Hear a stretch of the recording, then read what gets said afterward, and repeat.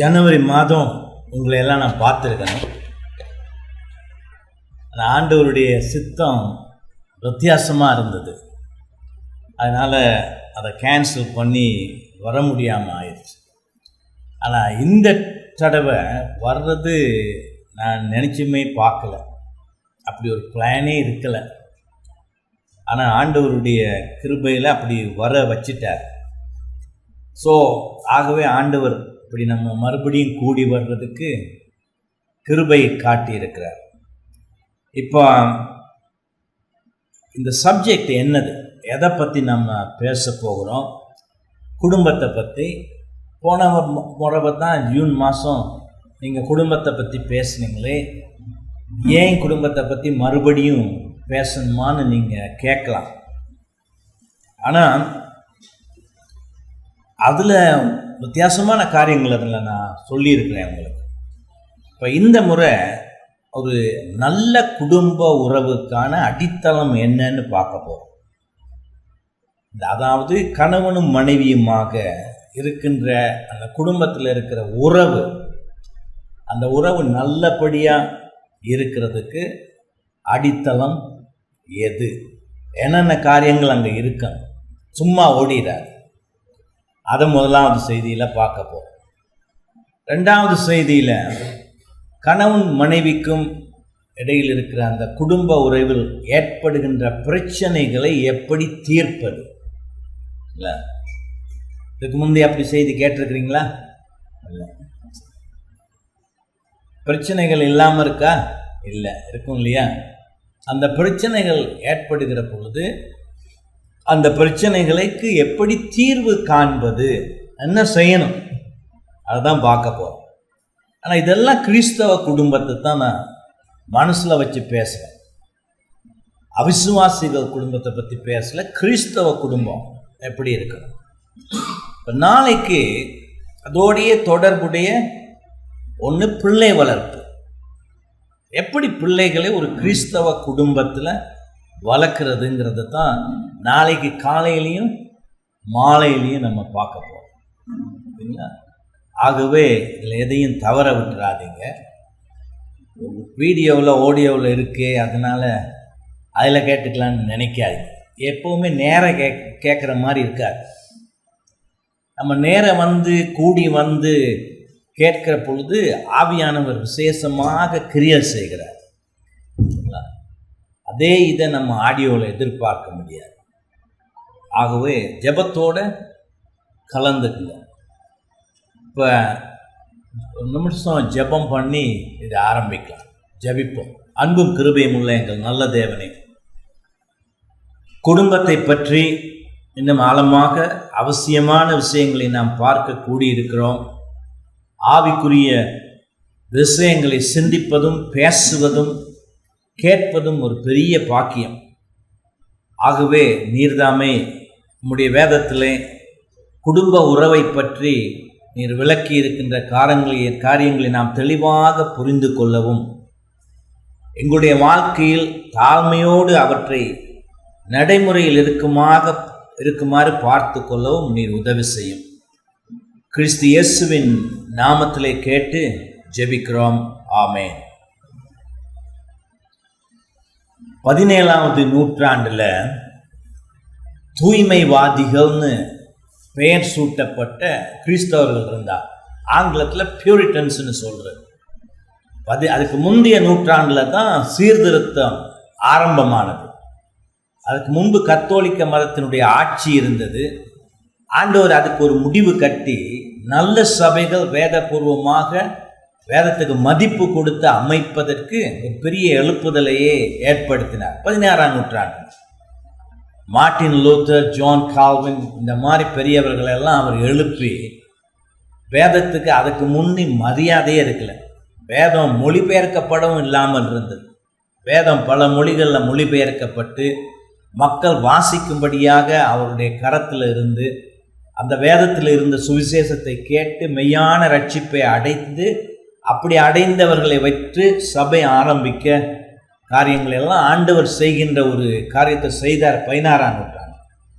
அப்படி ஆரம்பமான அந்த சீர்திருத்தம் அது தொடர்ந்து நிலைச்சு நிற்பதற்காக 17ஆம் நூற்றாண்டில் சீர்திருத்தவாதிகள் பெரிய காரியங்களை எல்லாம் செய்தார்கள். ஒரு விசேஷமான ஒரு நூற்றாண்டு 17ஆம் நூற்றாண்டு. சரிங்களா? அருமையான கிறிஸ்தவ இலக்கியங்கள் எல்லாம் அந்த நூற்றாண்டில் தான் அதிகமாக எழுதப்பட்டது. வேறு எந்த நூற்றாண்டிலும் இல்லாத அளவுக்கு எழுதப்பட்டது 17ஆம் நூற்றாண்டு. இதற்கெல்லாம் செய்ய ஆண்டவர் பயன்படுத்தியவர்களுக்கு பேர் தான் தூய்மைவாதிகள், பியூரிட்டன்ஸ். தூய்மைவாதிகள்லாம் என்னது? சபை தூய்மையாக இருக்கணும், சபை பரிசுத்தத்தோடு இருக்கணும், அது பரிசுத்தம் கெடாமல் பார்த்துக்கணும். ஆகவே ஆராதனையில் பரிசுத்தம், குடும்ப வாழ்க்கையில் பரிசுத்தம், பிரசங்கத்தில் பரிசுத்தம், இதுக்காகவே போராடி அதனால் அவங்களுக்கு ஒரு நிக் நேம் அப்படியா சூட்டப்பட்டது தான் தூய்மைவாதிகள். இப்போ அந்த தூய்மைவாதிகளில் ஒருத்தர் சொல்லியிருக்கிறாரு, ஆவிக்குரிய விதத்தில் வாழ்கின்ற நல்ல குடும்பங்கள் இருந்தால் நல்ல திருச்சபைகள் அநேகமாக உருவாக்கலாம். இதை வாசித்த பொழுது நான் யோசிச்சு பார்த்தேன், என்ன அப்படி சொல்லியிருக்கிறாங்க, என்ன அர்த்தம் அப்படின்னு யோசிச்சு பார்த்தேன்.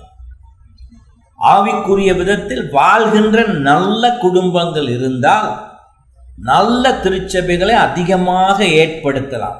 ஒன்று தெரியுது, திருச்சபை ஏற்படுத்துறதுக்கும் குடும்பத்துக்கும் தொடர்பு இருக்குன்னு தெரியுது இல்லைங்களா? அப்ப நல்ல குடும்பங்கள், ஆவிக்குரிய விதத்தில் வாழ்கின்ற குடும்பங்கள், கணவனும் மனைவியுமாக மெய்யான விசுவாசம் இருந்து ஆண்டவருடைய வார்த்தையின்படி தாழ்மையோடு ஒருவருக்கொருவர் அன்பு காட்டி நடந்து பிள்ளைகளையும் அதே விதமாக வளர்த்து வருகின்ற, சபைக்கும் முக்கியத்துவம் கொடுக்கின்ற அப்படியான குடும்பங்கள் இருந்தால் அதிகமாக சபைகளை ஏற்படுத்தலாம். இப்ப அப்படி குடும்பங்கள் இல்லாமல் இருந்தால் சபைகள் உருவாக முடியாது. அது தூய்மைவாதிகள் உடைய எண்ணம். ஆனா அது உண்மையானது தான், அது உண்மையானது. நல்ல குடும்பங்கள் அவசியம் சபைகளை அமைப்பதற்கு. நான் எப்பவுமே சொல்லுகிறது, ஒரு சர்ச் உருவாக்கணும்னு சொன்னால் நல்ல குடும்பங்கள் இருக்கணும். சில நேரங்களில் நான் பார்த்துருக்கிறேன், அந்த தனியே பாஸ்டர்னு பேர் கொடுத்துக்கிட்டு ஒரு கூட்டத்தை கூட்டி நடத்திக்கிட்டு இருப்பார் ஒருத்தர். அங்கே பார்த்தா எல்லாம் பெண்களாக தான் இருப்பாங்க, ஆண்களையே பார்க்க முடியாது. அப்படி ஒரு கூட்டத்தில் ரொம்ப காலத்துக்கு முந்தி போயிருந்த பொழுது கேட்டேன், ஏன் இங்கே ஆண்களையே காண, அவங்க வர்றதில்லை. இப்போ அவங்க ஏன் வர்றதில்லை? அவங்க வர்றதுக்கு நீ என்னதாப்பா செய்திருக்கிறாய்? ஆனா அது ரொம்ப தப்பு. அப்படி நடத்துறவன் அவங்களோட பேசி அவங்க வீட்டுக்கு விசிட் பண்ணி அவங்க ஹஸ்பண்ட்ஸோட பேசணும். இப்படி பெண்களை மட்டும் வச்சு நடத்திக்கிட்டு போறது ரொம்ப தவறானது. இன்னொன்று, பெண்களையே மட்டும் நடத்திக்கிட்டு இருந்தா பெண்களுக்கு ஆண்டவர் சபையில தலைமைத்துவம் இல்லைன்னு சொல்லிட்டார். பெண்கள் சபையில அமைதியா இருக்கணும்னு பவுல் 14வது 1 கொரிந்தியர்ல எழுதியிருக்கிறார். ஆவிக்குரிய விதத்தில் அவங்க எவ்வளவு சிறந்திருந்தாலும் அவர்களுக்கு கொடுக்கப்படாத வேலைகளை அவர்கள் செய்யக்கூடாது. அவ பெண்களை மட்டும் வச்சிருந்தா சபைக்கு போதகர்கள் உதவிக்காரர்கள் எப்படி ஏற்பட முடியுமா? இல்லை, ஆண்கள் தேவை.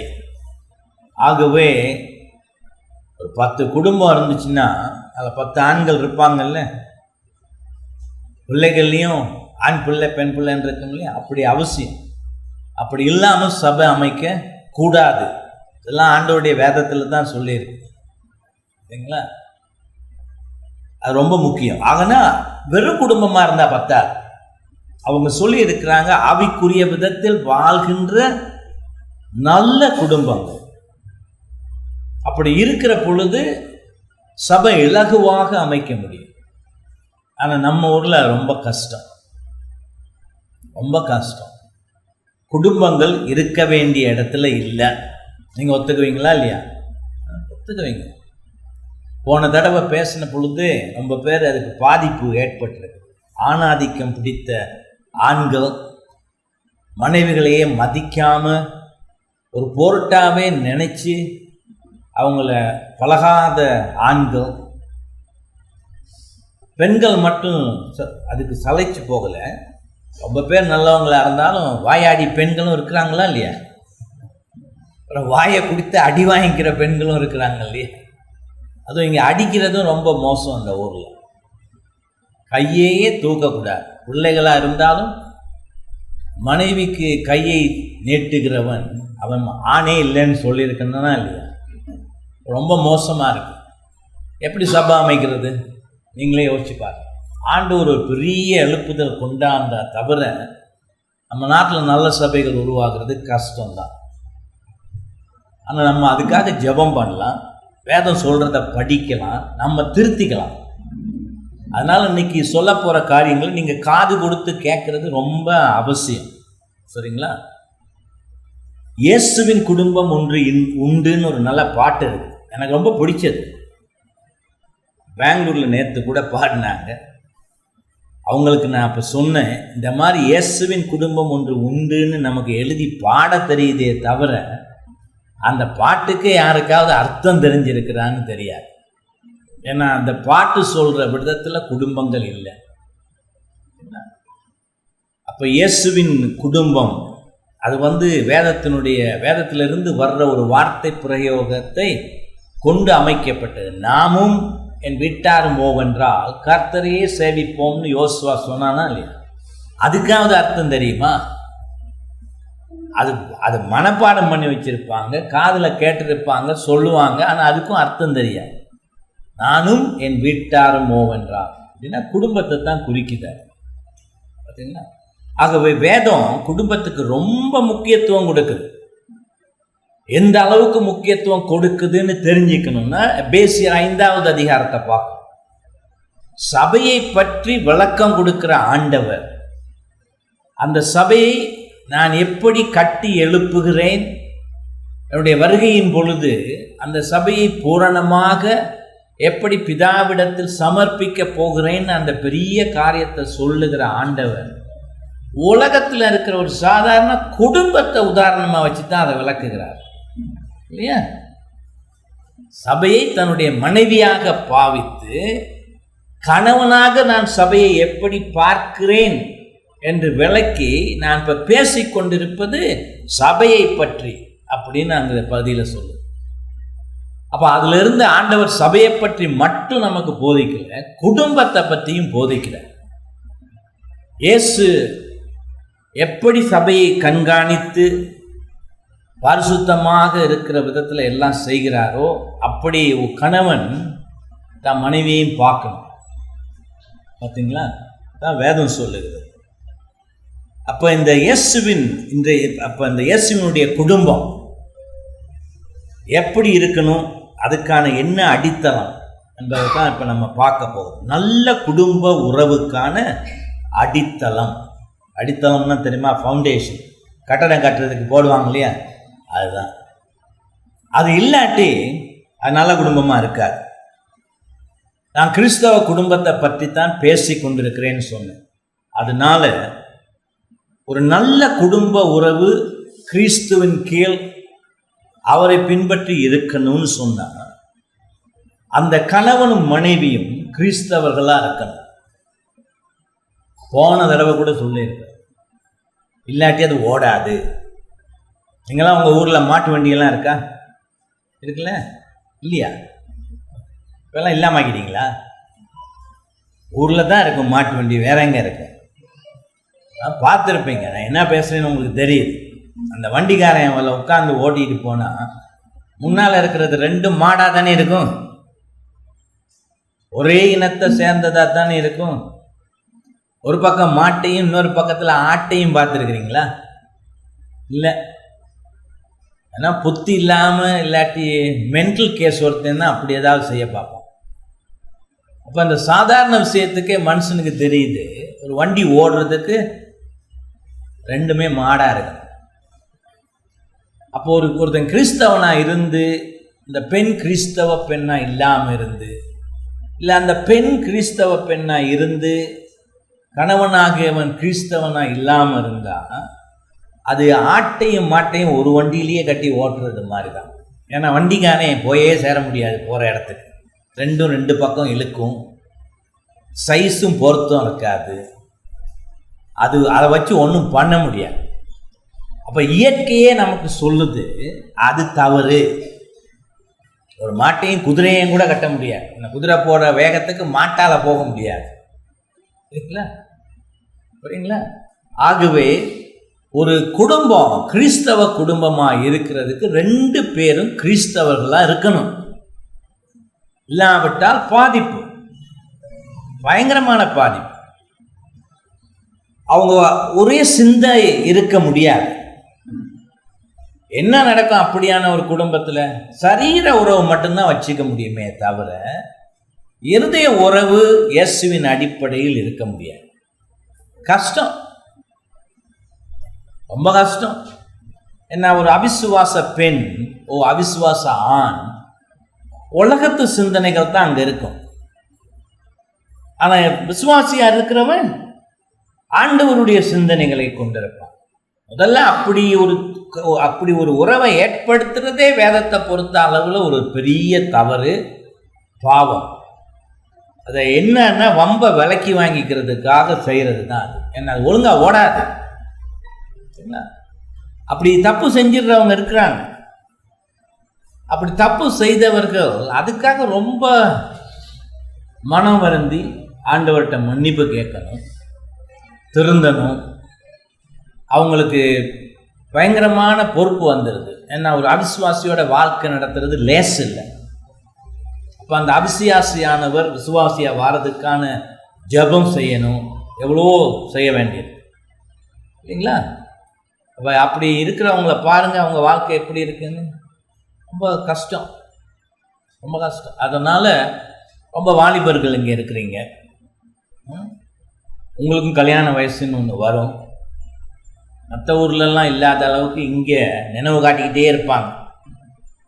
அப்பா அம்மா சுற்றி இருக்கிறவன் முழு ஊரே நினைவு காட்டிக்கிட்டு இருக்கும் இல்லைங்களா?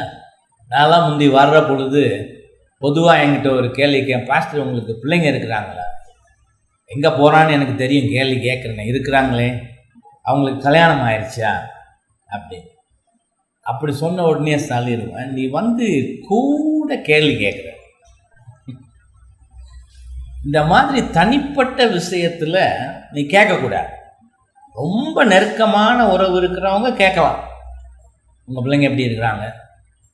நான் யாரையும் போய் கேட்டுக்கிட்டு இருந்துருக்கிறேன்னா, அதெல்லாம் தனிப்பட்ட விஷயங்கள். அப்போ நம்ம ஊரில் அது தனிப்பட்ட விஷயங்கள் அங்கே போகக்கூடாது அப்படிங்கிறதே இல்லை.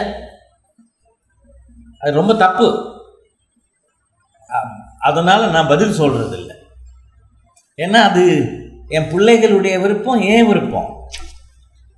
நீங்கள் என்ன சொந்தக்காரங்களா? சொந்தக்காரங்களே கூட கவனமாக இருக்கணும், எந்த விஷயத்தில் தலை போடணும் போடக்கூடாது. அது என்னன்னா இதே ஒரு கல்யாணத்தை பற்றியும் திருமணத்தை பற்றியும் தான் எல்லாமே சிந்திக்கிறது, வேற எதுவுமே இல்லை. அதுவும் ஒரு பொறுப்பான சிந்தனையும் இல்லை பாருங்க. அது முடிஞ்சா போதும், நீ அப்படி அதுக்கு பிறகு நீ என்ன கேடு கேட்டாலும் பரவாயில்ல, ஆனால் அது மட்டும் செஞ்சு முடிச்சிரு. அப்போ உங்கள் வாலிப பிள்ளைகள், இங்கே இருக்கிற வாலிபர்கள், வாலிப பெண்கள் ரொம்ப கவனமாக இருங்க. ஆண்டவருடைய, நீங்கள் கிறிஸ்தவர்களாக இருந்தால் ஆண்டவருடைய வார்த்தையை நீங்கள் மீறக்கூடாது. என்ன, பழைய ஏற்பாடு பூரா வாசிச்சு பாருங்க. அந்த இஸ்ரவேலனுக்கு அத்தனை அடி அடித்தார் ஆண்டவர். எதுக்கு? அவருடைய வார்த்தையை மீறியதற்காக. ரூத்தை பற்றி நீங்கள் உங்களுக்கு தெரியுமா? வாசிச்சிருக்கீங்களா? பழைய ஏற்பாட்டில் நகோமி, அவளுடைய மருமகள் ரூத். அப்போ நகோமியுடைய ஹஸ்பண்ட் என்ன செஞ்சான்? ஊரில் பஞ்சம் இருக்குது, சாப்பாடு இல்லைன்ட்டு போகக்கூடாத ஒரு தேசத்துக்கு போனான். புறஜாதி மக்கள் வாழ்கின்ற ஒரு தேசத்துக்கு போனான். போவாஸ் அங்கே தான் இருந்திருக்கிறான். அவனை பார்த்துக்கிட்ட ஆண்டவர் உன்னை பார்த்துக்க மாட்டாரா? இல்லை, அந்த நினைவே இல்லாமல் போகக்கூடாத ஊருக்கு போனதுனால பிள்ளைகள் அந்த ஊர் கலாச்சாரத்துக்கு இடம் கொடுத்து அவிசுவாசிகளை திருமணம் பண்ணாங்க. பிறகு செத்தும் போயிட்டாங்க. தப்பு ஒன்றில் ஆரம்பிச்சா அது நல்லதில் போய் முடியாது, எல்லாம் தப்பாக தான் போயிட்டு இருக்கு. ஏதோ கர்த்தருடைய கிருபை ரூத் ஆண்டவரை அறிஞ்சுக்கிட்டான், அது கர்த்தருடைய கிருபை. அதனால் நம்ம யாரும் வாதாடக்கூடாது. இங்கே பாருங்கள், அப்படியெல்லாம் அந்த ஊருக்கு போய் வாழ்ந்ததுனால தானே ஒரு ரூத் ஆண்டவர்கிட்ட வந்தார். அதை போல ஒரு புத்திசாலித்தனம் இல்லாத பேச்சு வேற எதுவும் இருக்க முடியாது. அது கர்த்தருடைய கிருபை. நம்மக்கிட்ட இல்லாத உன்னை பார்த்து தான் ஆண்டவர் கொடுக்கறது கிருபை. ஆகவே வாலிபர்கள், வாலிப பெண்கள் உறுதியாக இருந்துருங்க. இன்னும் ஒரு ரொமான்டிக்காக அந்த படம்லாம் பார்த்து அதெல்லாம் பார்த்து வரும், விழுந்துடாதீங்க. கிணத்துல விழுந்த மாதிரி தான். கிணத்துல விழுந்துட்டா எழும்புறது ரொம்ப லேசாக இருக்க போகுது இல்லை. ரொம்ப பேரை அந்த மாதிரி திருமணம் செய்தால் அது விவாகரத்தில் போய் முடியும், சண்டையில் போய் முடியும், சச்சரவில் போய் முடியும், ரொம்ப பிரச்சனை, மனவேதனையாக போயிடும். ஆகவே உறுதியாக இருந்துட்டிங்கன்னா தப்பலாம். ஆண்டவர் வார்த்தைக்கு மதிப்பு கொடுத்து அவருடைய பேச்சை கேட்டு குடும்பத்தை பற்றி, திருமண உறவை பற்றி முன்னுக்கே சிந்தித்து அதை என்னெல்லாம் ஆண்டவர் எதிர்பார்க்கிறாருங்கிறத நம்ம சிந்திக்கணும். அப்படியெல்லாம் அந்த பொறுப்புகளை சரியாக ஆண்டவருக்கு பிடித்தமான முறையில் செய்வதற்காகத்தான் கிறிஸ்தவர்களாக திருமணம் பண்ண வேண்டியது ரொம்ப அவசியமாக இருக்குது. ஆகவே ஒரு நல்ல குடும்ப உறவுக்கான அடித்தளம்னு பார்த்தா அந்த 2 பேரும் கிறிஸ்தவர்களாக இருக்காங்க. இப்போ அதை மட்டும் சொல்லிட முடியாது. இது என்னது கிறிஸ்தவர்களாக இருக்கிறது? ஏன்னா எவனை பார்த்தாலும் கிறிஸ்தவங்கிறான், கத்தோலிக்கனும் கிறிஸ்தவங்கிறான், யெகோவாஸ் விட்னஸஸும் கிறிஸ்தவங்கிறான். இப்போ யாரு தான் கிறிஸ்தவன்? 3 காரியம் அதில் முக்கியம். ஒருத்தன் உண்மையான கிறிஸ்தவனாக இருந்தால் முதலாவது அவன் மறுபிறப்பு அடைஞ்சிருக்கும். மறுபிறப்புங்கிறது ஆண்டவர் செய்கிறது. நமக்கே ஒரு உணர்வு இல்லாத விதத்தில் இப்படி செய்திகள் கேட்டுக்கொண்டிருக்கிற பொழுது சுவிசேஷத்தின் மூலமாக ஆண்டவர் பேசி நம்முடைய இருதயத்தை, மனதையெல்லாம் அசைத்து தன்னிடத்தில் அவர் இழுத்து கொள்வது தான் மறுபிறப்பு. யோவான் 4வது அதிகாரத்தில் நிக்கோதேமுவுக்கு, 3வது அதிகாரத்தில் நிக்கோதேமுவுக்கு ஆண்டவர் அதைத்தான் விளக்கப்படுத்துகிறார். மறுபடியும் நீ பிறக்கணும்னு உடனே நான் எப்படிங்க மறுபடியும் இந்த வயசுக்கு பிறகு பிறக்கிறதுன்னு அவன் தவறாக புரிஞ்சுக்கிட்டான். நான் அதை பற்றி சொல்லலைப்பா, நீ ஆவிக்குரிய விதத்தில் மறுபடியும் பிறப்பது அதை நீ செய்ய முடியாது, இந்த உலகத்தில் யாரும் செய்ய முடியாது, அது ஆவியானவர் செய்கிறதுங்கிற போதனையை ஆண்டவர் கொடுக்கிறார். இப்போ அந்த மறுபிறப்பு நடந்திருக்கிற ஒரு மட்டும்தான் தான் வாழ்க்கையில் அந்த நித்திய ஜீவனை அடைந்திருக்கிறோம் என்பதற்கான அறிகுறிகளை அங்கே பார்க்கலாம்.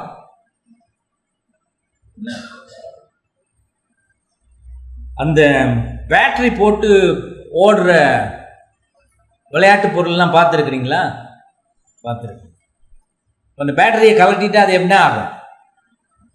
ஒன்றும் ஆகாது. அப்போ 2 பேட்டரியை வாங்கி போட்ட உடனே அது பாட்டுக்கு அசையும் இல்லைங்களா? அது என்ன மாதிரி செஞ்சுருக்கிறோ அதெல்லாம் அது செய்யும், அந்த பேட்டரினால தான். இப்போ அந்த பேட்டரி தான் அதுக்கு பவரை கொடுக்கறது, அதெல்லாம் செய்கிறது. அந்த மாதிரி மறுபிறப்பு நடந்திருக்கிற பொழுது தான் ஒரு மனுஷனுடைய சிந்தனை ஆண்டவருக்கு ஏற்றபடியாக இருக்கும், அவனுடைய செயல்கள் வித்தியாசமாக இருக்கும். ஆண்டவர் மேலே அன்பு காட்டுவான், வேதத்தின் மேலே அன்பு காட்டுவான், ஜெபம் செய்யணும்னு துடிப்பான், ஆண்டவருடைய ஆலயத்துக்கு போகிறதுல இருப்பான், ஆண்டவருடைய மக்களோட கலந்து உறவாடுவதிலும் பேசுவதிலும் ஆர்வத்தை கேட்பான், பிரசங்கம் போதனைகள் எல்லாம் கேட்பதற்கு துடிப்போடு இருப்பான். இதெல்லாம் காரணம் என்ன? அவன் இதுக்கு முந்தி அப்படியெல்லாம் இல்லை. அவன் அவிசுவாசி, கல்லையும் மண்ணையும் கும்பிட்டுக்கிட்டு இருந்தவன். அப்போ கல்லுசாமியே கும்பிட்டுக்கிட்டு இருந்தவன் இப்போ திடீர்னு இப்படியெல்லாம் மாறி இருக்கிறான். அதுக்கு என்ன காரணம்? மறுபிறப்பு நடந்திருக்கு. அந்த நடந்திருக்கிறதுனால அவனுடைய நடவடிக்கைகளெல்லாம் தலைகீழாக மாறி இருக்கு ஆண்டவருக்கு உரிய விதத்தில். அப்போ அங்கே நடந்ததை நம்ம வெளியில் பார்க்க முடியும். அவனுடைய பேச்சு வித்தியாசமாக இருக்கு. அதுக்கு முந்தி ரொம்ப அசிங்கமாக பேசிக்கிட்டு இருந்தவன் இப்போ கவனத்தோட பேசுகிறான் இல்லை, ரொம்ப சிந்தித்து பேசுகிறான், ரொம்ப அன்பு காட்டுகிறான். வாழ்க்கையில் முந்தைய அன்பே இல்லை, இப்போ அன்பு காட்டுகிறான். இப்படி பல உதாரணங்களை வேதத்தில் பார்க்கலாம். பவுல் அப்போஸ்தலன் கிறிஸ்தவர்களா தேடி அவங்கள அரெஸ்ட் பண்ணி பயங்கர துன்புறுத்தல் கொடுத்தவன், ஆண்டவர் அவனை சந்தித்து அவனுக்கு மறுபிறப்பு கொடுத்த பொழுது அவன் சுவிசேஷத்தை பிரசங்கிக்க ஆரம்பிக்கிறான். அவன் வாழ்க்கை தலைகீழா மாறியது இல்லையா? புரியுதா உங்களுக்கு? ஒரு உண்மையான கிறிஸ்தவனுக்கு நீ இப்படித்தான் வாழணும்னு நம்ம சொல்லிக் கொடுக்க வேண்டிய அவசியம் இல்லை. அவனுடைய நடவடிக்கைகள் வேதத்திலிருந்து பார்த்து அப்படி நடக்க ஆரம்பிப்பான். அது ரொம்ப முக்கியம். அவன் மறுபிறப்பு அடைந்திருக்கணும். அந்த மறுபிறப்பினால் ஏற்படுகின்ற விளைவுகள் அவனுடைய வாழ்க்கையில் பார்க்கக்கூடியதாக இருக்கணும். அதுதான் கிறிஸ்தவம். இப்போ சிஎஸ்ஐ மாதிரி பெந்தகோஸ்தே இதெல்லாம் போய்கிட்டு இருக்கிறது, அது உயிரில்லாத ஒரு ஜடம். சிஎஸ்ஐ பாரம்பரியம் போயிட்டு வருவாங்களே தவிர அங்கே ஒன்றும் இருக்காது. இருதய மாற்றம் ஒன்றும் இல்லை. அங்கே இருக்கிற பிஷப்புக்கும் அதே மாதிரி தான். பெந்தகோஸ்தே எல்லாம் அல்லேலூயா சொல்ல மட்டும்தான் தெரியும், வாழ்க்கையில் ஒன்றும் இல்லை. பாஸ்டர்ஸே ரொம்ப பித்தலாட்டம் பண்ணுவாங்க. இப்போ அங்கேயும் உண்மை இல்லை. மியூசிக்கை போட்டே மக்களை ஏமாத்திக்கிட்டு இருக்கிற ஒரு கூட்டத்தை தவிர அங்கே வேதத்துக்கு மதிப்பு இல்லை. வேதம் தெரிஞ்சவனும் இருக்க மாட்டான் அர்த்தம். அப்போ மறுபிறப்பு இல்லாவிட்டால் பிரயோசனமே இல்லை. அடுத்தது, அப்படி உண்மையான மறுபிறப்பை அடைந்திருந்தால் அவர்கள் இயேசுவுக்கு விசுவாசத்தோடு கீழ்ப்படுகிறவர்களா இருப்பாங்க. கீழ்ப்படிதல் ரொம்ப அவசியம். இயேசு எனக்கு ராஜா, நான் அவருக்கு அடிமை. நம்ம நாட்டில் இப்பெல்லாம் அடிமைன்னு இல்லை இல்லையா? அதெல்லாம் இல்லாம ஆக்கிட்டான். ஒரு அடிமை இன்னொருத்தருக்கு சொந்தக்காரன், சொந்தமானவன். அவன் ஒரு பொருள் மாதிரி. அந்த அடிமைக்கு யார் சொந்தக்காரனோ அந்த சொந்தக்காரர் சொல்றதை படித்தான் அவன் வாழுவான். அவனுக்கு ஒரு உரிமையே இருக்காது. ஃபைலீமன், ஃபைலீமனுக்கு தமிழ்ல பைபிள் என்ன சொல்லுது? என்ன அந்த புஸ்தகத்துக்கு? ஒனேசிமஸ் ஃபைலீமன். அவன் அவனுக்கு ஒரு அடிமை இருந்தானா இல்லையா? ஓடி போயிட்டான். அப்படி ஓடி போகிறதே தப்பு அந்த காலத்தில். அது தனக்கே மரண தண்டனை விதிச்சுக்கிட்ட மாதிரி. ஏன்னா அடிமைக்கு சுதந்திரமே இல்லை, நீ ஓடியே போக முடியாது. ஆனால் அவன் இயேசுவை பவுலை போய் சந்தித்து அவன் மறுபிறப்பு அடைந்த உடனே, மனம் திரும்பின உடனே பவுல் அவனை மறுபடியுமாக யாருக்கு அவன் சொந்தமா அங்கே அனுப்புகிறார் இல்லை? சொந்தமா. இப்போ அந்த மாதிரி தான் ஒரு கிறிஸ்தவன். அவன் இயேசுவுக்கு அடிமை. இயேசுடைய வார்த்தைகள், அதன்படியான சிந்தனைகள், எல்லா விஷயத்திலும் இயேசுவுக்கு கீழ்ப்படிந்து நடத்தல தான் அவன் ஒரு ஒழுக்கமாக வச்சிருப்பான். இயேசு சொல்றார் மத்தேயு 28வது அதிகாரத்தில், அப்போஸ்தலர் நீங்கள் போய் எல்லாருக்கும் சுவிசேஷத்தை சொல்லி மனம் திரும்புகிறவர்களுக்கு பிதா குமாரன் ஆவியானவரின் நாமத்தினாலே ஞானஸ்நானத்தை கொடுத்து நான் போதித்த எல்லாவற்றையும் அவர்கள் பின்பற்றுமாறு பார்த்து கொள்ளுங்கள். பின்பற்றணும். ஒரு அடிமை அதை தான் செய்வான், மறுத்து பேச மாட்டான். அப்போ ஒரு கிறிஸ்தவன் இயேசுவுக்கு அடிமை. எல்லா விஷயத்திலையும் இயேசு என்ன சொல்லுகிறார்னு தான் சிந்திப்பான், எல்லா விஷயத்திலையுமே. ஏன்னா அவன் இயேசுவுக்கு அடிமை. கீழ்ப்படிதல் இல்லாதவனுக்கு விசுவாசம் உண்மையிலேயே இருக்குதான்னு கேட்கணும். கீழ்ப்படிதல் இல்லாவிட்டால் அவன் விசுவாசம் சந்தேகத்துக்குரியது. ஏன்னா விசுவாசத்தில் இருந்து வருவது தான் கீழ்ப்படிதல். விசுவாசத்தோட தொடர்பு இல்லாதது இல்லை. இயேசு கிறிஸ்து இந்த உலகத்தில் வாழ்ந்த பொழுது அவர் நடந்து போய்கிட்டு இருக்கிற பொழுது ஒரு சில பேர் மத்தேயு பார்த்து என் பின்னால் வான உடனே ஒருத்தன் 2 பேர் சொன்னானா இல்லையா, எக்ஸ்கியூஸ் கொடுத்தேன், நான் போயிட்டு புதைச்சிட்டு வாரேன், நான் அதை செஞ்சுட்டு வாரேன். ஆனால் சில பேர் வாயே திறக்காம அவர் பின்னுக்கு போனாங்க. அதான் கீழ்ப்படிதல். இப்போ கீழ்ப்படிதல் இல்லாவிட்டால் உங்கள் விசுவாசம் கேள்விக்குரியதா மாறி. அப்போ ஒரு கிறிஸ்தவன் சொன்னா மட்டும் பத்தாது, கிறிஸ்தவன் பெயர் வச்சுக்கிட்டு இருந்தா பத்தாது. அங்க உண்மையாகவே நான் மறுபிறப்பு அடைந்திருக்கிறேன் என்பதற்கு அறிகுறியா என்ன இருக்கணும்? விசுவாசத்தை வெளிப்படுத்துகின்ற கீழ்ப்படிதல் இருக்கு. எல்லா விஷயத்திலும் கீழ்ப்படிதல், எல்லா விஷயத்திலும் ஆண்டவர் பேசுகிறது படி நடக்கின்ற ஒரு இருதயத்தை கொண்டிருக்கு. மூணாவது, சபைக்கு விசுவாசமா இருக்கு. சபை இல்லாத ஒருத்தன் கிறிஸ்தவனா இருக்க முடியாது. ஆண்டவர் இந்த உலகத்துக்கு வந்தது என்னுடைய சபையை கட்டுவேன் என்று சொல்லி இருக்கிறார். அவர் சபைகளை கட்டி கொண்டிருக்கிறார். அப்ப ஆண்டவர் என்னுடைய சபையை கட்டுவேன் என்று சொல்லி இருக்கிற பொழுது ஒரு கிறிஸ்தவன் அவர் கட்டுகிற சபையில இல்லாதவனாக இருக்கிற பொழுது அது ரொம்ப தப்பு, பெரிய தவறு. உண்மையான கிறிஸ்தவனுக்கு சபை அவசியம். சபை இல்லாமல் அவனுக்கு பாதுகாப்பு இல்லை. ஆண்டவருடைய கிருபை அது அதிகமாக நாம் அனுபவிப்பது சபையில். ஆண்டவர் கிருபையின் நியமங்களை கொடுத்திருப்பது சபைக்கு. கிறிஸ்தவ ஐக்கியம் சபையில தான் கிடைக்கும். கிறிஸ்தவ பிரசங்கம் போதனை சபையில தான் கிடைக்கும். ஞான ஸ்நானம் திருவிருந்து சபையில தான் கிடைக்கும். அதெல்லாம் நம்முடைய விசுவாசத்தை உறுதிப்படுத்தவும் பலப்படுத்தவும் கொடுத்திருக்குது. போதக கண்காணிப்பு சபையில தான் கிடைக்கும். இப்படி இதெல்லாம் சபையில தான் கிடைக்கும். சபையோட கூடி ஜெபம் பண்றது நமக்கு ரொம்ப அவசியமானது. அப்போ எப்படி ஒருத்தர் நான் கிறிஸ்தவன்னு சொல்லிட்டு இதெல்லாம் தள்ளி வச்சு வாழ்ந்து கொண்டிருந்தால் அதுல ஏதாவது பொருள் இருக்கா?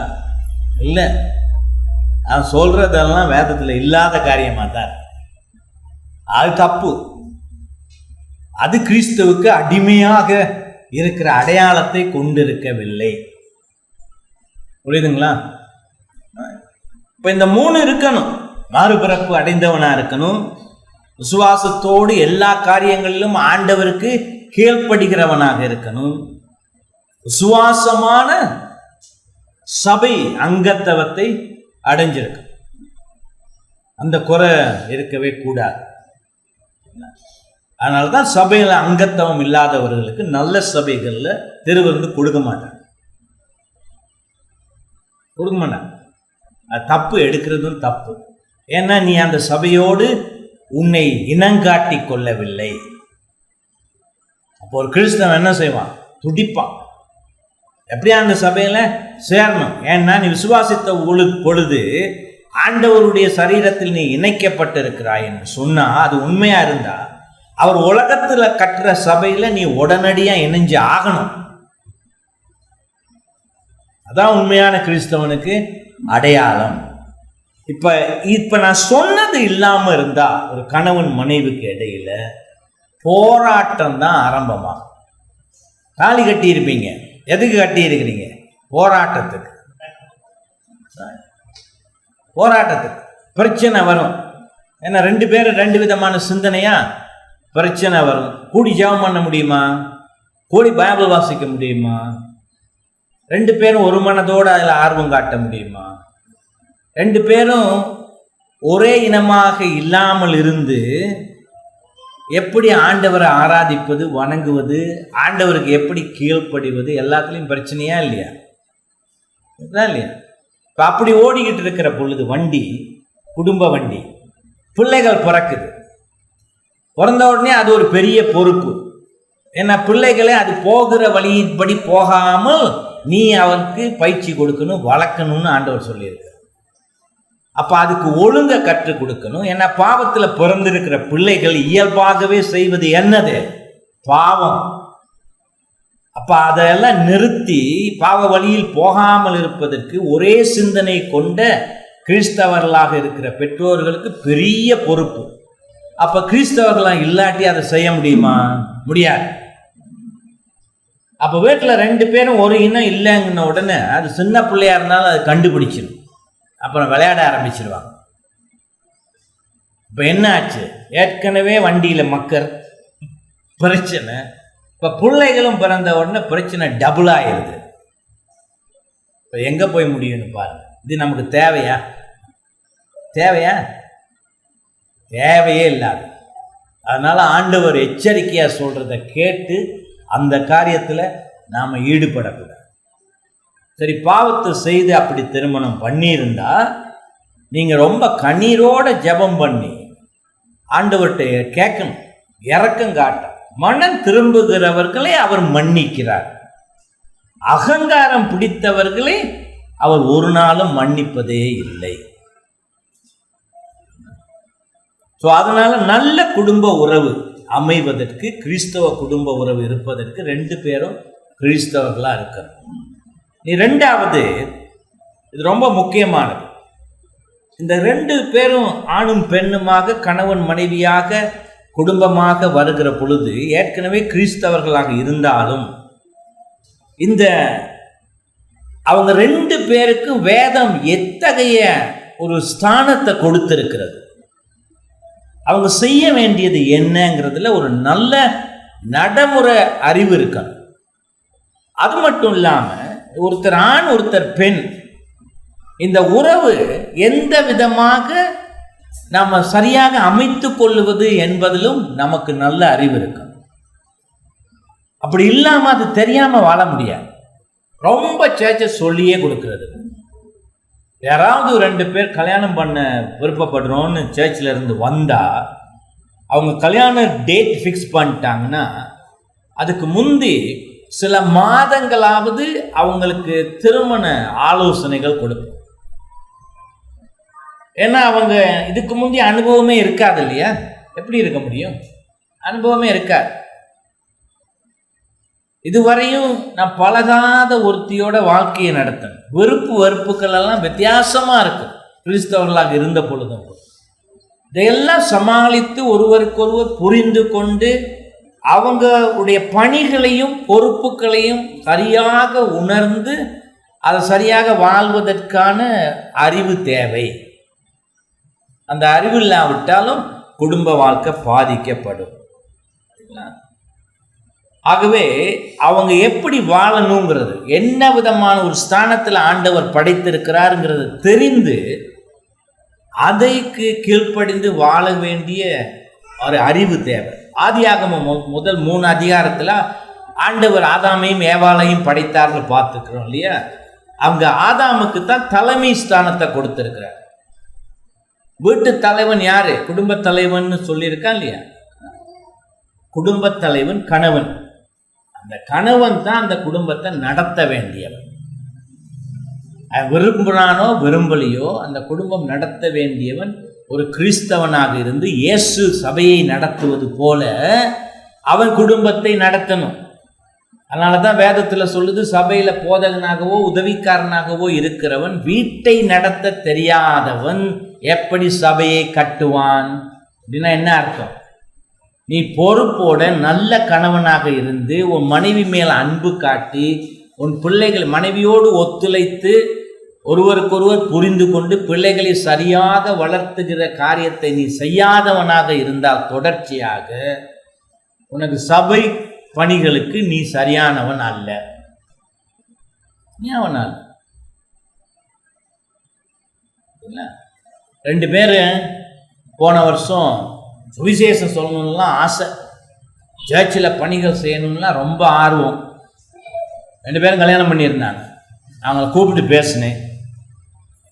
அப்போ முதல் கிளாஸ்லேயே காரியங்கள்லாம் சொல்லி கொடுத்து, இப்போ இதெல்லாம் சரியாக போய் கடைசியில் உங்கள் 2 பேரையும் இந்த பதவிக்காக சர்ச்சுக்கு பேரை கொடுத்து அந்த பதவிக்கு உங்களை அங்கீகரிக்கும்படியாக உங்கள் மனைவிகள் உட்பட உங்களுக்காக வாக்களிக்கும்படி கேட்டுக்கொண்டால் ஆண்டவருக்கு முன்னுக்கு உண்மையாக இருந்து விசுவாசத்தோட பொய்யே இல்லாமல் உங்கள் மனைவிகள் உங்களுக்கு வாக்கு போடுவார்களா? 2 பேரும் இல்லைன்ட்டாங்க. அன்னையோட கிளாஸ் முடிஞ்சது.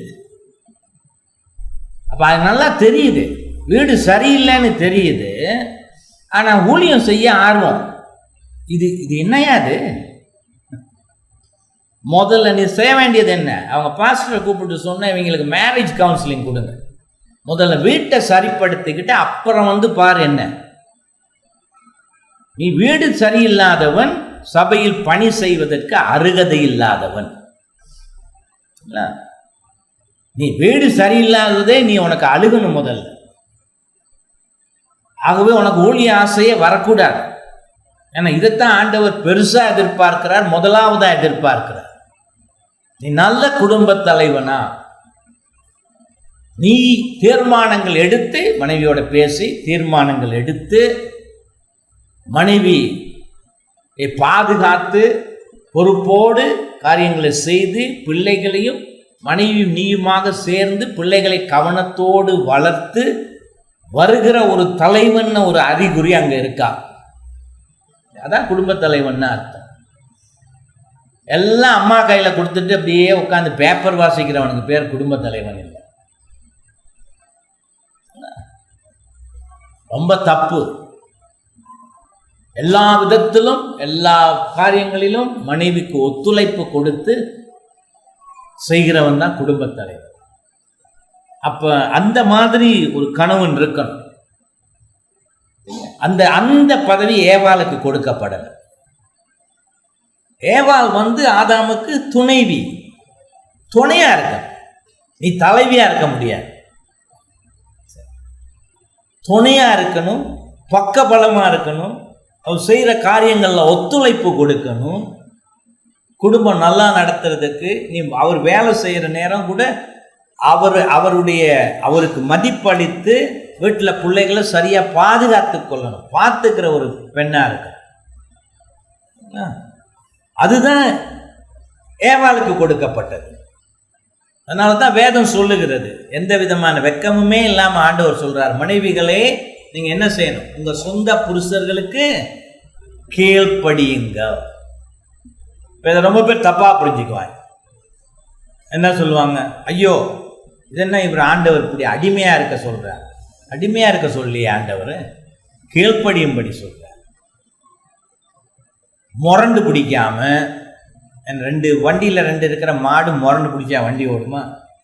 முரண்டு பிடிக்காம அன்போட கணவனுடைய வழிநடத்தல், நல்ல கணவன் இருந்து நல்ல நடவடிக்கை இருந்தால் நீங்கள் என்ன செய்யணும், கீழ்ப்படிந்து பொறுப்போடு நடக்கணும்.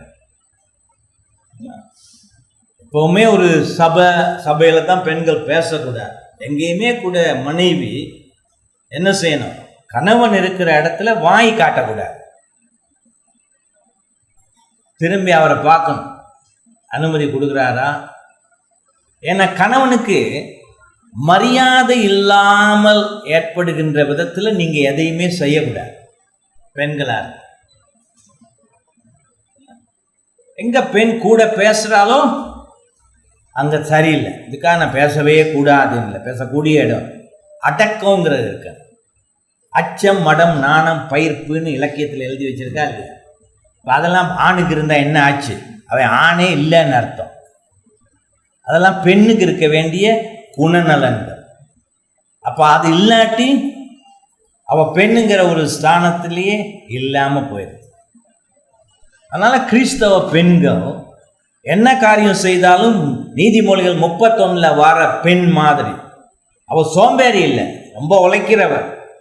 இருந்தாலும் ஊரு கணவனை பாராட்டுச்சு. ஏன்னா கணவனுடைய அனுமதி இல்லாமல், கணவனுடைய ஒத்துழைப்பு இல்லாமல், வழிநடத்தல் இல்லாமல் அவன் அப்படி வாழ்ந்திருக்கவே முடியாது, காரியங்களை செய்திருக்க முடியாது.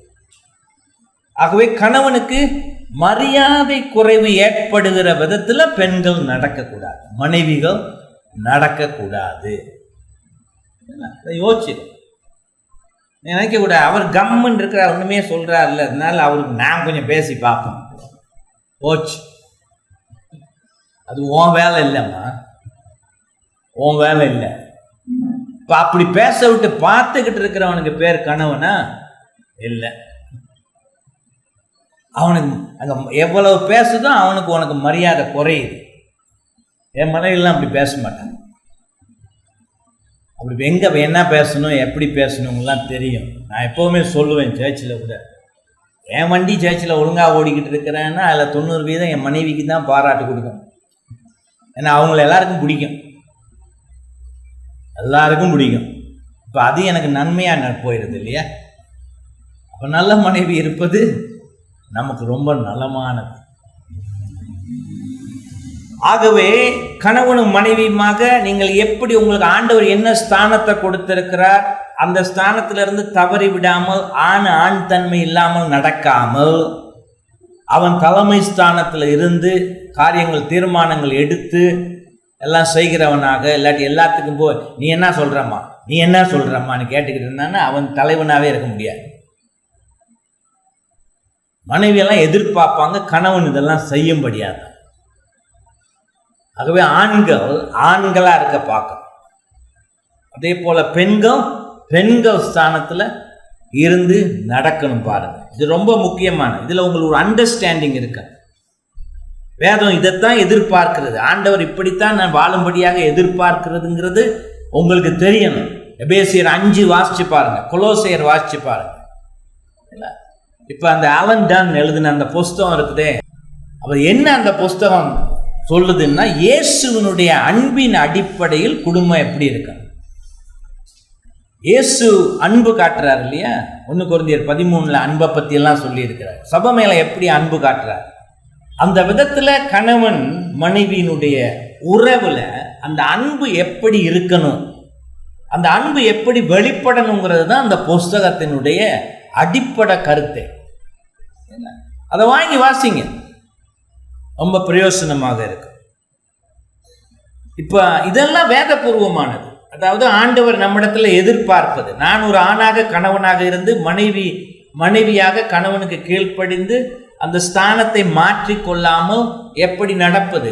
ஏன் பாவத்தில் வந்த பிறகு ஆதியாகமத்தில் ஆண்டவர் சொல்றார், அவங்க சபிக்கிற பொழுது மனைவி கொடுத்திருக்கிற சாபம் என்னது, நீ அவனுடைய ஸ்தானத்தை பற்றி கொள்வதற்கு போராடுவாய். அதைத்தான் அவிசுவாசியான ஒவ்வொரு பெண்ணும் செய்வான். அவன் என்ன செய்வான், உன்னை நசுக்க பார்ப்பான், அடக்கி ஆள பார்ப்பான். அதனால்தான் ஆணாதிக்கம் அதிகமாக நம்ம சமுதாயத்தில் இருக்குது. இப்போ கிறிஸ்தவர்களாக வந்த பொழுது இந்த ரெண்டுக்கும் நம்ம முடிவு கட்டணும். ஆணாதிக்கத்துக்கு முடிவு கட்டி தன் மனைவி மேல அன்பு காட்ட ஆரம்பிக்கணும். பெண் ஒரு வாயாடியா அவனுடைய ஸ்தானத்தில் நீ என்ன சொல்லி நான் கேட்கறதுன்னு இல்லாம எனக்கு மதிப்பு கொடுத்து கீழ்ப்படுகிற மாதிரி நடக்கும். அதுல புரிதல் இருக்கு. ஆனா அது மட்டும் போதாது. ஒரு நடைமுறையில அந்த 2 பேருக்குமான உறவு, எவ்வளவு காலத்துக்கு வாழ்றீங்களோ அவ்வளவு காலத்துக்கு அந்த உறவுக்கு அவசியமான ஆவிக்குரிய தேவைகள், நடைமுறை தேவைகள், அதையும் சிந்தித்து பார்க்கணும். என்னது ஆவிக்குரிய தேவைகள்? ஒருவருக்கொருவர் அன்றாடம் அன்பு காட்டணும். அவிசுவாசிகளா இருக்கிற பொழுது நமக்கு அன்புக்கு அர்த்தமே தெரியாது. உண்மையான அர்த்தம் அன்புக்கு 1 கொரிந்தியர் 13வது அதிகாரம் தான்.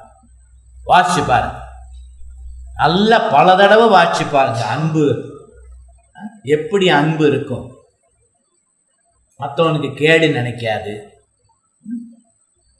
ரூடா மோசமா நடந்துக்காது, இவ்வளோ சொல்றாரு பவுல் அன்பை பத்தி. அப்போ ஒருவருக்கொருவர் அன்பு காட்டணும். அந்த அன்பை இருதயத்தில் வச்சிருக்க முடியாது, அதை நடைமுறையில காட்டணும், அன்றாடம் காட்டணும். எத்தனை வழிகளில் என்ன விதமா காட்டணுமோ அதை ஒருவருக்கொருவர் காட்டணும். கனவியும் மனைவனும் 2 பேருமே அதை செய்யணும். அன்புல்லாத வாழ்க்கையே இருக்காது.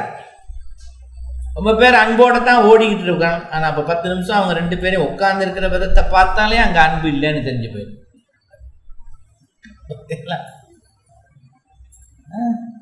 அந்த அன்பை எப்படி வெளிப்படுத்துறீங்க கணவனும் மனைவியுமாக?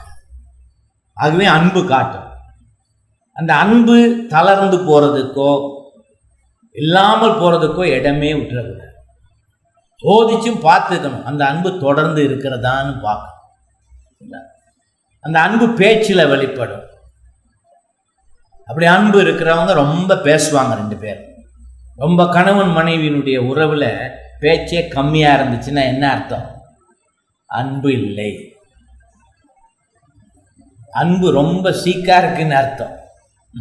அதுக்கே சர்ஜரி பண்ண வேண்டி வரும். அன்பு ரொம்ப உயரமா இருந்தா அவங்க 2 பேர் முகத்தை பார்த்தாலே தெரியும், அவங்க நடவடிக்கையை பார்த்தாலே தெரியும். அன்பு வெளிப்படுத்தும், ஒருவருக்கு ஒருவர் அதை வெளிப்படுத்தும். இல்லாமல் ஒரே வீட்டில் இருந்து வாழ முடியுமா? நீதிமொழிகள்லாம் நிறையா சொல்லியிருக்கு. சண்டைக்காரியோட வாழ்கிறத விட நம்ம கூரையில் போயிருந்துடலாம். ஒரு வசனம் இருக்கா இல்லையா? கூரையில் போயிருந்துடலாமா? இப்போ அன்பு காட்டப்படுவது, வெளிப்படுத்துறதுக்கு சில நேரம் பிள்ளைங்க கிட்ட காட்டிடுவோம், மனைவி கிட்ட காட்டவே மாட்டோம். இப்போ அன்பை காட்டணும் பாருங்க. ஒருவருக்கொருவர் 2 பேருமே. அடுத்தது ஒருவருக்கொருவர் உண்மை உள்ளவர்களாக இருக்கணும். உண்மை சத்தியவான்களா 2 பேரும். ஒளிவு மறைவு 2 பேர்ட்டையும் இருக்கவே கூடாது. பேசுவதெல்லாம் உண்மையா இருக்கணும். ஒருவருக்கொருவர் உண்மையா நடந்துக்கணும். வாக்கு கொடுத்தா வாங்கிட்டு வரணும். எங்கள் வைஃப் எப்போ இந்த முறையும் கூட 2 பொருள் கேட்டிருக்கிறாங்க. 3 பொருள் கேட்டிருக்கிறாங்க.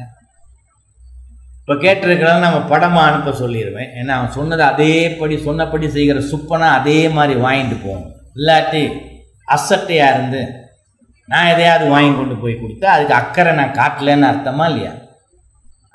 அக்கறை காட்டலன்னு அர்த்தம். நான் அது பேசி கேட்டு புரிஞ்சுக்கிட்டு சரி ஒரு படத்தையாவது அனுப்புங்க பார்ப்போம் அப்படின்ட்டு போகிறதுக்கு முந்தி அதை வாங்கி கொண்டு போய் கொடுத்து உங்கள் முகத்தில் ஒரு சந்தோஷம் வரணுமா இல்லையா?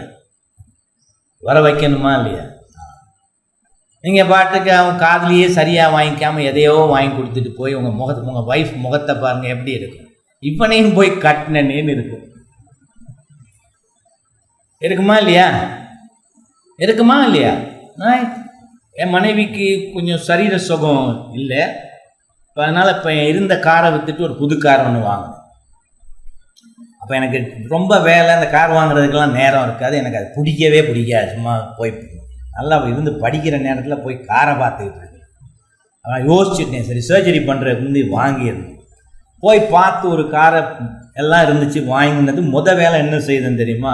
வீட்டுக்கு கொண்டாந்தது, டெஸ்ட் ட்ரைவ் வீட்டுக்கு கொண்டாந்து என் மனைவிக்கு அதை ஏறி சுலபமாக பிரச்சனை இல்லாமல் ஏறி உட்காந்து இறங்க முடியுமாங்கிறது தான். இப்போ அந்த காரு ரொம்ப க்ளோஸாக வந்துருச்சு வாங்குறது, எல்லாம் பிடிச்சிருந்துச்சு. இப்போ அவனையும் சொல்லிட்டு தான் வந்தேன். இவங்க என்னென்னமோ ட்ரை பண்ணாங்க, 10 நிமிஷம் அதை ஏறவும் முடியல. அப்போ இவங்க ஏறுறதா ரொம்ப 90% எல்லாமே எனக்கு பிடிச்சிருக்குன்னு நான் போய் வாங்கலாமா? இல்லை, அதை நான் வாங்கலை. அவன்கிட்டையும் சொல்லிட்டேன், சரி வர இல்லை. நீ ஆண்டோடைய கிருபையில் அதுக்கு அடுத்த வாரமே இன்னொரு கார் கிடச்சிது. அதையும் இதே தான் வீட்டுக்கு கூட்டியாந்து பார்க் பண்ணிட்டு அவங்கள வர சொல்லி ஏறி இறங்கி பாருங்க. ஈஸியாக ஏறி இறங்கியாச்சு, பார்த்துட்டு பிடிச்சிருக்கு, ஓகே வாங்கியாச்சு. அப்படி பார்க்கணும், அந்த அளவுக்கு அக்கறையை காட்டணும். சின்ன விஷயத்துலையும் அந்த அளவுக்கு அக்கறையை காட்டணும். இல்லாட்டி நம்ம அன்பு காட்டலன்னு அர்த்தம். அன்புக்கு அர்த்தம் இல்லாமல் போயிடுது. உண்மையாகவும் இருக்கணும். அதான் உண்மை உள்ளதை தான் சொல்லிட்டு வந்தேன். ஏன்னா வாங்கி கொடுக்குறேன்னு சொல்லிட்டு உண்மையாக இல்லாட்டி என்ன ஆகுது? சரி, ஐயோ மறந்துட்டேனேன்னு எதையாவது வாங்கி, இப்போ இதையாவது வாங்கியான்ட்டேன் இல்லையா, சமாளிச்சுக்கங்க அப்படின்னு சொல்லாமல், அப்போ நீங்கள் அதுக்காக எந்த முயற்சியும் பண்ணலன்னு அர்த்தம். அப்போ மனைவிக்கிட்டேயே உண்மையாக நடக்காதவன் என்ன நீ சபையில் உண்மையாக நடப்பானா? நடக்க மாட்டான். உண்மை உள்ளவர்களாக ஒருவருக்கொருவர், இந்த மனைவி மட்டும் இல்லை, கணவனும் கூட தான், 2 பேரும் சேர்ந்து ஒருவருக்கொருவர் உண்மை உள்ளவர்களாக இருக்கு. ஒருவருக்கொருவர் தாழ்மை காட்டணும். கணவன் தான் தலைவனாக இருந்த பொழுதும் அந்த தலைவனுக்கு முதல்ல தாழ்மைன்னா என்னன்னு தெரியும். இயேசு தானே நமக்கு ராஜா.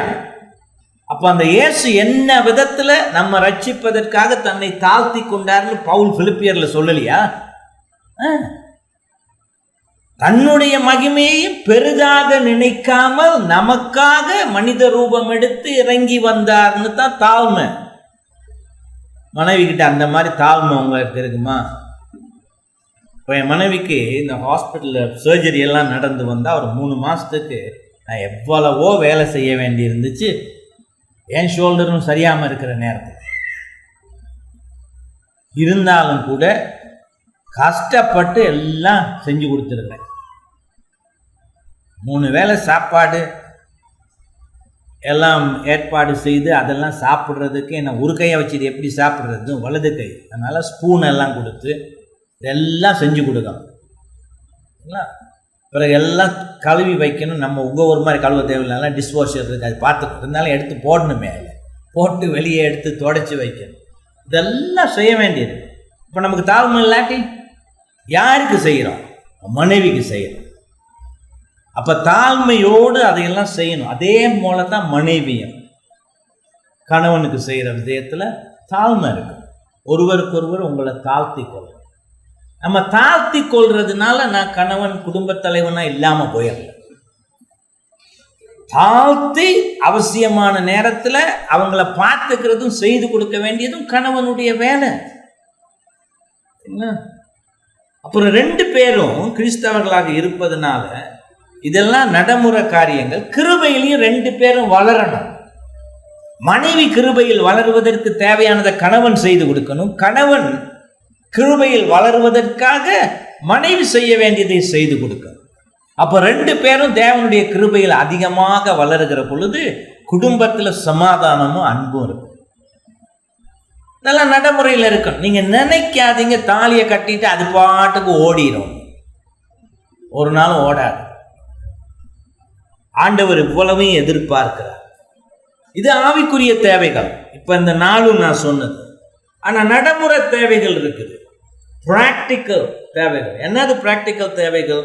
முதலாவது, ஒருவருக்கொருவர் அக்கறை காட்டணும். இன்ட்ரெஸ்ட் எடுத்து அவங்க வாழ்க்கையில் அவங்களுடைய தேவைகளில் அக்கறை காட்டணும். என் மனைவிக்கு பல பிரச்சனைகள் இருக்கு, அதனால தூக்கம் அவ்வளவா வராது. இப்போ அவங்கள இந்த மாஸ்க் போட்டுக்கிட்டு வேற தூங்க வேண்டி இருக்குது, இல்லாட்டி மூச்சு நின்று. அப்படி தூங்கிக்கிட்டு இருக்கிற நேரம் ஒரு 2 மணி 3 மணிக்கு எழும்பி இருப்பான். நான் நல்லா புரட்டை விட்டு தூங்குவேன், கும்பகரண மாதிரி. ஆனால் அவங்க எழும்பிட்டா எனக்கு எப்படியோ தெரிஞ்சிடும். திரும்பி பார்ப்பேன், எழும்பி இருப்பாங்க. அப்போ நான் கேட்பேன், எதுவும் வேணுமா? இல்லை, நீங்கள் தூங்குங்க. நீங்கள் தூங்குங்கன்னு சொன்னாலே ஏதோ தேவை இருக்குன்னு எனக்கு தெரியும். ஆனால் அவங்களுக்கு கேட்க விருப்பம் இல்லை. இவர் தூங்குறவர் ஏன் அனாவசியம்? நான் எழும்பிடுவேன். இப்போ என்ன வேணும் கேட்டு அலாமெல்லாம் ஆஃப் பண்ணி கிச்சனுக்கு போயிட்டு அவங்களுக்கு என்ன தேவையோ அதை கொண்டாந்து கொடுத்து அதுக்கு பிறகு தான் நான் படுக்க போகிறேன். ஒவ்வொரு நாளும் இல்லாட்டியும் கூட இது நடக்கும். அது செய்ய வேண்டியது. நீயே பார்த்துக்கன்னு சொல்லலாமா? நம்ம வேலை அது. அப்போ அக்கறை காட்டணும். ஒருவருக்கொருவர் அந்த விதத்தில் எல்லா விஷயத்திலையும் சிந்தித்து அக்கறை காட்டணும், செய்து வைக்கணும். அது நடைமுறை காரியம்.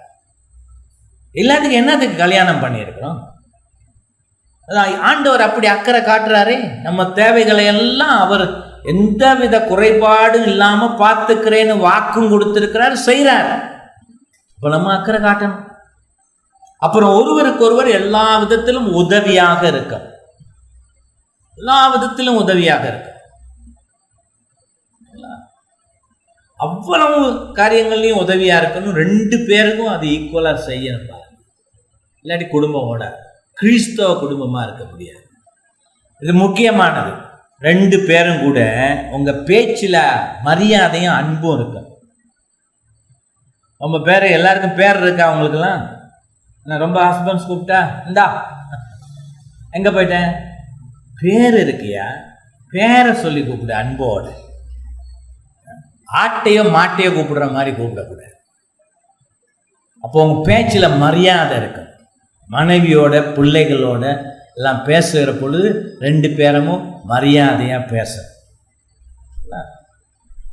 வேற யாரும் ஆண்டவருக்கு அடுத்தபடியாக உயர்வானது உங்கள் மனைவி இல்லை உங்கள் கணவன்.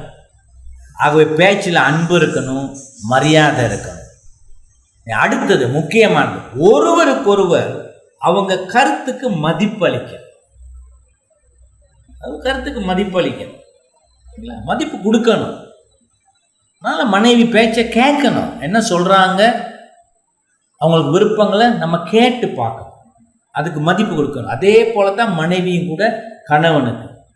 அதெல்லாம் இல்லாம இந்த நடைமுறை காரியங்கள், ஆவிக்குரிய காரியங்கள் இல்லாம வண்டி ஓடாது, ஓடவே ஓடாது. இதெல்லாம் நம்ம யோசித்து பார்க்குறதில்ல. பாஸ்டர்ஸ் சர்ச்சில் சொல்லி கொடுக்குறதில்ல. அவன் எப்படி சொல்லி கொடுப்பான்? அவன் குடும்பமே நாரி போயிருக்கு. அதனால தான் ஒருத்தனுமே சொல்லி கொடுக்குறது இதுக்கு பக்கம் போகிறதே இல்லை. ஆனால் குடும்ப வாழ்க்கைங்கிறது ரொம்ப சீரியஸானது. இயேசுவுக்கு கீழ்ப்படிந்து வாழ்கிற பொழுது அது நல்லா ஓடும். ஏன்னா நாமும் என் வீட்டாரும் கர்த்தரை சேவிப்போம்னு சொல்லியிருக்கா இல்லையா? குடும்பம் நல்லா இல்லாமல் இருக்கிற பொழுது அதை எப்படி சொல்ல முடியும்? எப்படி ஆண்டவருக்கு பணி செய்ய முடியும்? இப்போ இதெல்லாம் ரொம்ப ரொம்ப அவசியமானது. இப்போ கடைசியாக சொல்ல போகிறேன், இது ரொம்ப முக்கியமானது. ஒவ்வொரு நாளும் தொடர்ச்சியாக எந்த விதத்திலும் தடை ஏற்பட்டு விடாத படிக்கு குடும்ப ஆராதனை நடத்தணும். இப்போ அதையே கேட்டு இது என்ன புதுசாக இருக்குன்னு யோசிப்பீங்க. ஆண்டவர் வேதத்தில் கிறிஸ்தவர்களுக்கு 3 விதமான ஆராதனையை ஏற்படுத்தி கொடுத்துருக்கிறார். சபை ஆராதனை, அதை பொது ஆராதனைன்னு சொல்லுவோம். தனிப்பட்ட விதத்தில் நடத்துகிற ஆராதனை, அது என்னது? நீங்களே சுயமாக நேரத்தை ஒதுக்கி வேதத்தை வாசித்து ஜெபம் பண்ணுவது, வாசிக்க வேண்டிய புத்தகங்களையும் வாசிப்பது. 3வது குடும்ப ஆராதனை. இப்போ நம்ம ஊரில் தியானம் அப்படின்லாம் தவறான பேர் வச்சிருக்கிறாங்க. சீர்திருத்தவாதிகளுக்கோ தூய்மைவாதிகளுக்கோ அதெல்லாம் தெரியாது. நாம் குடும்ப ஆராதனைங்கிறது ஒரு 5 நிமிஷம் குட்டி ஜெபம், அதுவும் நம்ம அவசரத்துக்கு ஏற்ற மாதிரி பண்ணுவோம். நான் பல ஜோலி இருக்கு இல்லையா, இப்போ அவருக்கு ஒரு 2 நிமிஷம் போதும். என்ன சொல்கிறோன்னுமே தெரியாமல் ஒரு ஜெபத்தை அடிச்சுட்டு ஓடிடுது. குடும்ப ஆராதனை. சர்ச் நல்லா இருக்கணும்னா ஒவ்வொரு குடும்பமும் கணவனும் மனைவியும் பிள்ளைகளுமாக காலையிலும் மாலையிலும் குடும்ப ஆராதனை நடத்தணும். என்னென்ன அந்த இதில் பயன்படுத்தணுங்கிறதெல்லாம் இந்த புஸ்தகத்தில் தெளிவாக எழுதியிருக்கு. இப்படி தான் 16ஆம் நூற்றாண்டு, 17ஆம் நூற்றாண்டு, 18ஆம் நூற்றாண்டுலையும் இருந்தது. இன்னைக்கு குடும்ப ஆராதனையும் சமுதாயத்தில் இல்லாமல் போயிடுச்சு. 5 நிமிஷம் ஜெபம் அடிச்சுட்டு ஓடுறது மட்டும் இல்லை, பிள்ளைகளுக்கும் கணவன் போதிக்கிறது இல்லை, மனைவியும் போதிக்கிறது இல்லை. தார வார்த்து ஞாயிறு பாடசாலைக்கு கொடுத்துட்றீங்க. நம்ம பிள்ளைகளுக்கு ஆவிக்குரிய வித தேவைகளை சந்திக்க வேண்டியது பெற்றோர்களின் பொறுப்பு. நீங்க அவங்களுக்கு வேதத்தை போதிக்கணும் குடும்ப ஆராதனையில, நீங்க அவங்களுக்கு வினாவிட போதனை அளிக்கணும் குடும்ப ஆராதனையில். அது வேற யாருடைய வேலை இல்லை. 17ஆம் நூற்றாண்டு 18ஆம் நூற்றாண்டு வரையும் கிறிஸ்தவத்தில் பைபிள் ஸ்டடின்னு ஒன்று இருந்ததே இல்லை. அது 19ஆம் நூற்றாண்டில் தான் வந்துச்சு. ஏன்? குடும்பம் எல்லாம் தார வார்த்து யாருக்கோ கொடுத்துட்டான். பிள்ளைகளை தார வார்த்து ஞாயிறு பாடசாலைக்கு கொடுத்தாச்சு. வேத பிரசங்கத்தில் தான் அவங்க வளர்ந்துருக்குறாங்க. சரிங்களா? அப்போ கணவன் எல்லாம் குடும்ப தலைவனாக இருக்கிறவனுக்கெல்லாம் வேதமே தெரியாது, தெரிஞ்சாதானே போதிக்கிறதுக்கு. அப்படி தன்னை தயார் செய்துக்கல. ஆகவே எவனோ நடத்துகிற பைபிள் ஸ்டடி. 14ஆம் நூற்றாண்டில் அதெல்லாம் இல்லை. குடும்ப தலைவர்கள் அதை செஞ்சிருக்கிறாங்க.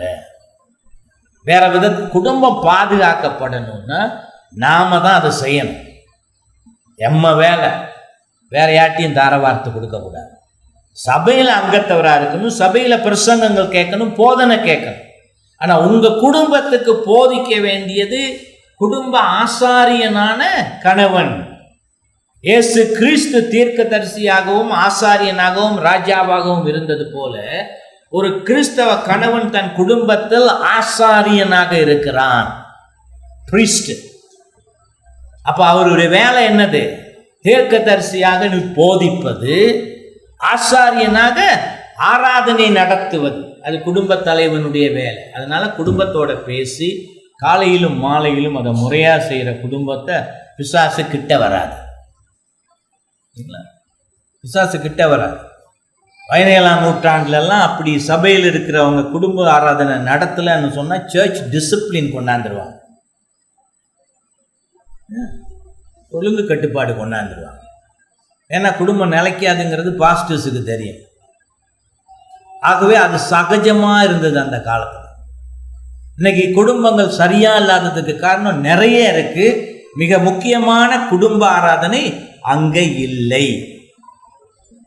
அதனால் இந்த குடும்ப ஆராதனை அந்த அளவு முக்கியமாக இருப்பதனால தான் இந்த நானும் என் வீட்டாரும் ஓவென்றால் கர்த்தரையே சேவிப்போங்கிற வார்த்தை பிரயோகம் பல தடவை பழைய ஏற்பாட்டில் வந்திருக்கு. ஒன்றுக்கு மேலே பழைய ஏற்பாட்டில் வந்திருக்கு. சேவிப்போம்னா கர்த்தருக்கு கீழ்ப்படிந்து அவருக்காக எல்லாவற்றையும் குடும்பமாக செய்து வாழ்வோம்னு அர்த்தம். அப்ப குடும்பமாக கூடி வீட்டில் அன்றாடம் குடும்ப ஆராதனை நடத்தாட்டி இதை சொல்றதுக்கே நமக்கு அருகதை இல்லை.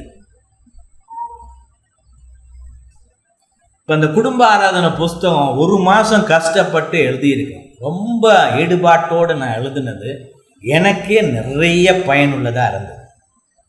தவறாம வாசிச்சு பாருங்க, ஷாக் கிடைக்கும். ஏன்னா அதெல்லாம் கேள்வியே பட்டிருக்க மாட்டீங்க. அதை வாசிச்சு ஆசீர்வாதம் உங்களுக்கு கிடைக்கும். அதன்படி நடக்க ஆரம்பிச்சிங்க. மேத்யூ ஹென்ரின்னு 18ஆம் நூற்றாண்டில் இருக்கிற ஒரு பெரியவர் என்ன சொல்லியிருக்கிறார் தெரியுமா? உங்களுடைய குடும்பங்களை சின்னஞ்சிறு சபைகளாக்குங்கள். தப்பா புரிஞ்சுக்காங்க. சர்ச்செல்லாம் விட்டுட்டு நீங்க போய் என்னமோ ஆரம்பிச்சிடக்கூடாது. என்ன சொல்றான்னா, குடும்பங்களை சின்னஞ்சிறு சபைகளாக்குங்கன்னா குடும்ப ஆராதனை நடத்துங்கப்பா. நம்முடைய வீடுகள் கர்த்தருடைய வீடுகளாக மாறினால் அதன் காரணமாக அன்றாட ஆராதனையை நாம் ஆனந்தத்தோடு செய்து வீட்டாரில் அன்பு காட்டுவோம். நம்முடைய குடும்ப ஆராதனையே நம்முடைய குடும்ப ஆறுதல்களில் மிக முக்கியமானதாக காணப்படும். நம் வீடு சபையாக இருக்குமானால் அதுவே நமக்கு பிறகு நாம் நம் குழந்தைகளுக்கு விட்டு செல்லுகின்ற நல்ல சொத்தாக இருக்கும்னு அவர் சொல்லியிருக்கிறார். ஸ்காட்லாண்டில் இருந்த ஒரு பெரிய பிரசங்கி, அருமையான பிரசங்கி ராபர்ட் மரே மெக்ஷேன், அவர் என்ன சொல்லி இருக்கிறார் தெரியுமா? உங்களுடைய குடும்பங்களில் கர்த்தரை ஆராதியுங்கள். உங்கள் குடும்பத்துடன் கர்த்தரை நீங்கள் வீட்டில் ஆராதிக்காவிட்டால் பாவத்தில் வாழ்கிறீர்கள். அதை விட பயங்கரமா சொல்ல முடியுமா யாரும்? குடும்ப ஆராதனை நீ செய்யல, கிறிஸ்தவன்னு சொல்லிக்கிட்டு இருந்தா நீ பாவம் செய்யறன்னு அர்த்தம். அதான் சொல்றேன். உங்கள் வீட்டாரின் ஆத்துமாக்களில் நீங்கள் அக்கறை கொள்ளவில்லை. உங்கள் வீட்டு பிள்ளைகளுக்கு நீங்கள் உணவு கொடுக்காவிட்டால் உங்களுக்கு அவர்கள் மேல் அக்கறை இல்லை என்று பேச மாட்டார்களா? அதே போல் உங்கள் வீட்டை சேர்ந்த அனைவருக்கும் வேதத்தின் மூலம் ஆவிக்குரிய உணவை நீங்கள் அளிக்காவிட்டால் அவருடைய ஆத்துமாக்களில் உங்களுக்கு அக்கறை இல்லை என்றே அர்த்தம். காலையும் மாலையும் ஒவ்வொரு நாளும் கர்த்தரை வீட்டாரோடு ஆராதியுங்கள். இது அன்றாட உணவை விடவும் உங்கள் வேலையை விடவும் மிகவும் முக்கியமானது.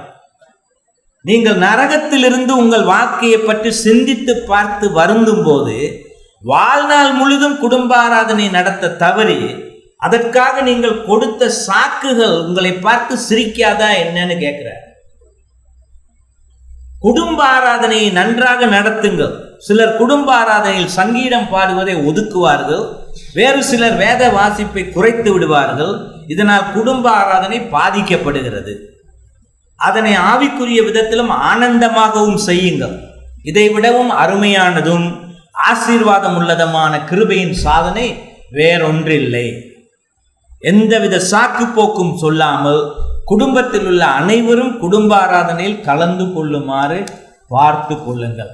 கிறிஸ்தவம் ரொம்ப உயர்ந்த இடத்துல இருந்த 16, 17, 18ஆம் நூற்றாண்டுல குடும்பங்கள்ல குடும்ப ஆராதனை அருமையா நடந்திருக்கு. ரிச்சர்ட் பாக்ஸ்டர் கிடமினிஸ்டர்னு ஒரு இடத்துல இங்கிலாந்துல பணி செய்தவர். அவர் அந்த ஊருக்கு சபை தலைவராக பணி செய்ய போன பொழுது ஒரு வீட்டில் மட்டும்தான் குடும்ப ஆராதனை நடந்தது. அந்த ஊர்ல 2000 குடும்பங்கள் இருந்தது. அவருடைய பணி காலம் அந்த ஊர்ல முடிகிற பொழுது ஒரு வீடு தவறாம அத்தனை வீடுகளிலும் குடும்ப ஆராதனை நடந்தது. அவர் வீதியில நடந்து போற நேரம் அவங்க பாடுறதும் வாசிக்கிறதும் ஜெபம் பண்றதும் அவருக்கு காதுல கேட்கும். இன்னைக்கு எங்க இருக்கு? இன்னைக்கு சர்ச் எல்லாம் சரியில்லை. போதகர்கள் எல்லாம் ஜெயிலில் இருக்கிறவனை விட மோசமா இருக்கிறான். இதெல்லாம் நமக்கு தெரியுது. என்ன காரணம்? இருக்க வேண்டியது நம்ம நாட்டில் இல்லை. இப்போ உங்க குடும்பங்கள் ஒழுங்கா இருக்கணும்னா உங்க விசுவாசத்தை ஆராய்ஞ்சு பாருங்க. கர்த்தருடைய பேச்சை கேளுங்க. அதன்படி நடக்க பாருங்க. அதனால மட்டும்தான் நம்ம ஆசீர்வதிக்கப்பட முடியும். சரி, ஜெபம் பண்ணுவோம். அன்பும் கிருபையும் உள்ள எங்கள் தேவனே, இந்த வேளையிலும் கூட நீர் எங்களோடு பேசி உம்முடைய வார்த்தையின் மூலமாக எங்களை சிந்திக்க வைத்ததற்காக உமக்கு ஸ்தோத்திரம். கர்த்தாவே, இதையெல்லாம் காதிருந்து வெறுமனே கேட்டுவிட்டு போய்விடாதபடி, பிசாசு அதையெல்லாம் எங்களுடைய இருதயத்திலிருந்து எடுத்து விடாதபடி பாதுகாத்து, இதை பற்றியெல்லாம் சிந்தித்து எங்களுடைய குடும்பத்தை சீர்திருத்திக் கொள்ள நீர் கிருபை பாராட்டும். இயேசுவின் நாமத்திலே ஜெபித்து கேட்கிறோம். ஆமென்.